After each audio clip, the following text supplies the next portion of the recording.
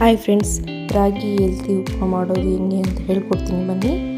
ಒಂದು carrot cut ಮಾಡ್ಕೊಂಡಿದ್ದೀನಿ, beans cut ಮಾಡ್ಕೊಂಡಿದ್ದೀನಿ, ಒಂದು ಟೊಮೊಟೊ, ಒಂದು ಈರುಳ್ಳಿ, ಕೊತ್ತಂಬರಿ. ರವೆಯನ್ನು ಚೆನ್ನಾಗಿ ಹುರ್ಕೊತಾ ಇದ್ದೀನಿ. ಚೆನ್ನಾಗಿ ಹುರ್ಕೊಬೇಕು. ಒಂದು ಬಾಣಲಿ ಇಟ್ಕೊಂಡು ಆಯಿಲ್ ಹಾಕ್ಕೊತಾ ಇದ್ದೀನಿ. ಸಾಸಿವೆ, ಕಡಲೆಬೇಳೆ, ಈರುಳ್ಳಿ, ಸ್ವಲ್ಪ ಕರಿಬೇವಿನ ಸೊಪ್ಪು ಹಾಕ್ಕೊತಾ ಇದ್ದೀನಿ.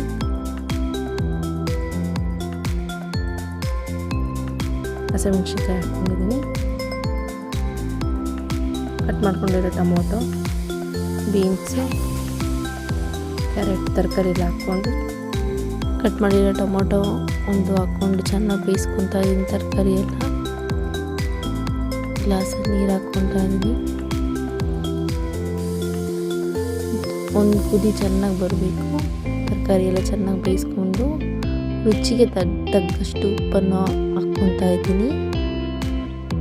2 ಸ್ಪೂನ್ ರಾಗಿ ಹಿಟ್ಟು ಹಾಕ್ಕೊತಾ ಇದ್ದೀನಿ. ಗಂಟಿಲ್ಲದೆ ಚೆನ್ನಾಗಿ ಮಿಕ್ಸ್ ಮಾಡ್ಕೊಬೇಕು.